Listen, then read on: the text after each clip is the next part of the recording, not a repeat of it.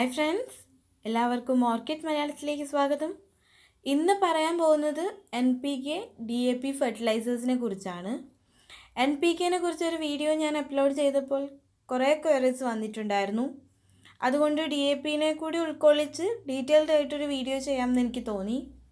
DAPയും NPKയും ഫെർട്ടിലൈസറും തമ്മിലുള്ള വ്യത്യാസം എന്താണ്, ഏതാണ് നല്ലത്, ഏത് റേഷ്യോ ആണ് പൂവിടാൻ നല്ലത്, എത്ര ദിവസം കൂടുമ്പോൾ ഉപയോഗിക്കണം തുടങ്ങിയ കാര്യങ്ങളൊക്കെയാണ് വീഡിയോയിൽ ഉൾപ്പെടുത്തിയിട്ടുള്ളത്.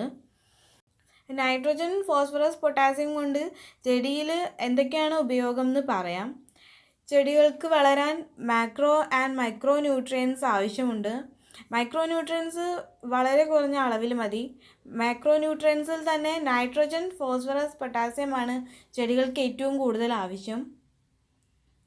നൈട്രോജൻ ശരിയായ അളവിൽ ചെടികൾക്ക് ലഭിച്ചാൽ മാത്രമേ ചെടി വളരുള്ളൂ.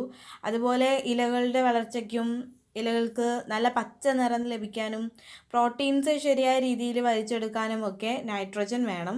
വേരിൻ്റെ വളർച്ചയ്ക്കും പൂവിടാനും പഴങ്ങളുടെ വളർച്ചയ്ക്കും ഫോട്ടോസിന്തസിസ് നടക്കാനുമൊക്കെ ഫോസ്ഫറസ് ചെടിക്ക് ആവശ്യമാണ്. പൊട്ടാസ്യത്തിൻ്റെ ഉപയോഗം എന്ന് പറയുന്നത് ചെടികൾക്ക് പ്രതിരോധ ശേഷിക്കാണ്, അതുപോലെ പൂവിൻ്റെ ആരോഗ്യത്തിന് തുടങ്ങിയവയ്ക്കാണ്. അതുകൊണ്ട് നമ്മൾ ചാണകപ്പൊടി, കമ്പോസ്റ്റ് തുടങ്ങിയ വളങ്ങൾ ചെടികൾക്ക് നൽകാറുണ്ട്. പക്ഷേ വളരെ പതുക്കെയാണ് ഈ ന്യൂട്രിയൻസൊക്കെ ചെടികൾക്ക് ലഭിക്കുള്ളൂ. വളർച്ച മുരടിച്ച അല്ലെങ്കിൽ പൂവിടാതെ നിൽക്കുന്ന ചെടികൾക്ക്, അതുപോലെ അലങ്കാര ചെടികൾക്ക് പെട്ടെന്ന് ന്യൂട്രിയൻസ് കിട്ടുന്ന രീതിയിലുള്ള വളം ലഭിക്കുകയാണെങ്കിൽ വലിയ ഉപകാരമല്ലേ.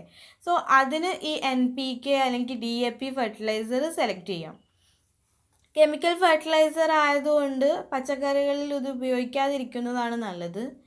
ഈ ഫെർട്ടിലൈസേഴ്സ് ഗ്രാനുവൽ ഫോമിലും പൗഡർ ഫോമിലും ലിക്വിഡ് ഫോമിലും കിട്ടും. DAPയും NPKയും തമ്മിലുള്ള മെയിനായിട്ടുള്ള വ്യത്യാസം എന്താണെന്ന് ചോദിച്ചാൽ, ഒന്ന് പൊട്ടാസ്യമാണ്, രണ്ട് ഫോസ്ഫറസിൻ്റെ അളവാണ്. NPKയിൽ പൊട്ടാസ്യം ഉണ്ട്, പക്ഷേ DAPയിൽ ഇല്ല. NPK ഫെർട്ടിലൈസറിൽ നൈട്രോജനും ഫോസ്ഫറസും പൊട്ടാസ്യവും ഉണ്ട്. അതുകൊണ്ടാണ് ആ ഫെർട്ടിലൈസറിനെ NPK എന്ന് വിളിക്കാനുള്ള കാരണം. DAP അഥവാ ഡൈ അമോണിയം ഫോസ്ഫേറ്റിൽ നൈട്രോജനും ഫോസ്ഫറസും മാത്രമേ ഉള്ളൂ. പക്ഷേ ഫോസ്ഫറസിൻ്റെ അളവ് നൈട്രോജനേക്കാളും കൂടുതലാണ് ഉണ്ടാവുക. NPK ഫെർട്ടിലൈസർ പല റേഷ്യോയിലാണ് നമുക്ക് കിട്ടുക. സെയിം റേഷ്യോയിൽ കിട്ടും. 20-20-20, 19-19-19, 10-10-10 അങ്ങനെ. അതായത് 20-20-20 ആണെങ്കിൽ 20% നൈട്രോജൻ, 20% ഫോസ്ഫറസ്, 20% പൊട്ടാസ്യം. നൈട്രോജനേക്കാളും ഫോസ്ഫറസും പൊട്ടാസ്യവും ഉള്ള റേഷ്യോ ഉണ്ട് 10-20-20 ഒക്കെ. അതുപോലെ ഫോസ്ഫറസ് കൂടുതലുള്ളതുണ്ട് 10-20-10 ഒക്കെ. അപ്പോൾ DAPൻ്റെ കാര്യം പറയുകയാണെങ്കിൽ നൈട്രോജനേക്കാളും ഇരട്ടി ഫോസ്ഫറസ് ഉള്ള റേഷ്യോയിലാണ് വരിക എന്ന് പറഞ്ഞല്ലോ. അപ്പോൾ DAP ഒന്നും ഒരുപാട് റേഷ്യോസ് അടുത്തുള്ള ഷോപ്പിലൊന്നും കാണാറില്ല. അപ്പോൾ റേഷ്യോ എങ്ങനെ തിരഞ്ഞെടുക്കണം എന്നുള്ളതിന് എൻ്റെ ഒരു അഭിപ്രായം, നിങ്ങൾക്ക് ചാണകപ്പൊടി, പിണ്ണാക്ക് അങ്ങനെ വളങ്ങളൊക്കെ അവൈലബിൾ ആണെങ്കിൽ, അതൊക്കെ ചെടികൾക്ക് ഇടാറുള്ളവരാണെങ്കിൽ DAP തിരഞ്ഞെടുക്കാം. പൂവിടാൻ നല്ലതാണ്. വേറൊരു വളവും അവൈലബിൾ അല്ലെങ്കിൽ, അതുപോലെ ഓർഗാനിക് വളങ്ങളൊന്നും ഉപയോഗിച്ചിട്ട് ചെടി വളരുന്നില്ല എന്നുള്ളവർക്ക് NPKയും DAPയും മിക്സ് ചെയ്ത് ഉപയോഗിക്കാം. എല്ലുപൊടിയൊക്കെ യൂസ് ചെയ്യുന്നവർക്ക് NPK ആയിരിക്കും നല്ലത്. NPK റേഷ്യോ ഏതാണ് നല്ലതെന്ന് ചോദിക്കാറുണ്ട് പലരും. ഓരോ ചെടിക്കും ആവശ്യം വേറെ വേറെ രീതിയിലാണ്. പക്ഷേ അതുകൊണ്ട് വേറെ വേറെ റേഷ്യോ വാങ്ങി വെക്കാൻ ബുദ്ധിമുട്ടല്ലേ. അപ്പോൾ സെയിം റേഷ്യോ വാങ്ങാം. ഒരുപാട് ഫുഡ് വേണ്ട ചെടികൾക്ക് 20-20-20, 19-19-19 പോലെയുള്ളത്. അപ്പം നൈട്രോജൻ കുറവുള്ള റേഷ്യോ NPK നിങ്ങൾക്ക് ഷോപ്പിൽ നിന്ന് കിട്ടുകയാണെങ്കിൽ അതെന്തായാലും വാങ്ങിക്കാം.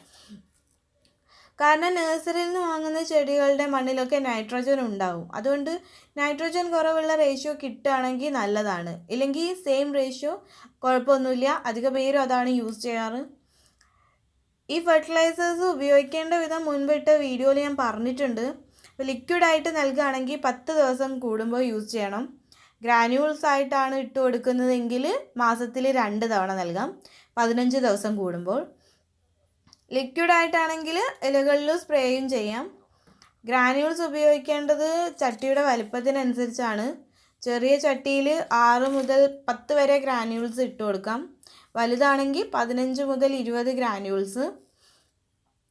അപ്പം മണ്ണിൽ നട്ടിട്ടുള്ള ചെടികൾക്ക് കുറച്ചുകൂടെ ഗ്രാനുൾസ് ഇടാം. ഗ്രാനുൾസ് ഇട്ട ശേഷം ചെടിയുടെ ചുവട്ടിലെ മണ്ണൊന്ന് ഇളക്കിയിടുക. അതുപോലെ വെള്ളം നന്നായി ഒഴിക്കുകയും ചെയ്യുക. വീഡിയോ ഇഷ്ടമായാൽ ലൈക്ക് ചെയ്യാൻ മറക്കരുത്. Bye friends.